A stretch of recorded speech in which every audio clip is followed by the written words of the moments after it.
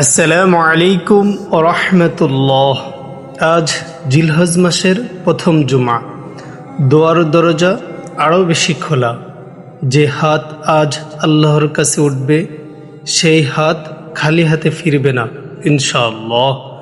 এই পবিত্র দিনে ক্ষমা চাই নিজের ভুলের জন্য, দোয়া করি মা বাবার জন্য, আর চাই শান্তি পুরা উম্মাহর জন্য। হে আল্লাহ, আমাদের হৃদয়কে পবিত্র করো, গুনাহ মাফ করো আর কবুল করে নাও আমাদের সকল নেক আমল। জুম্মা মোবারক।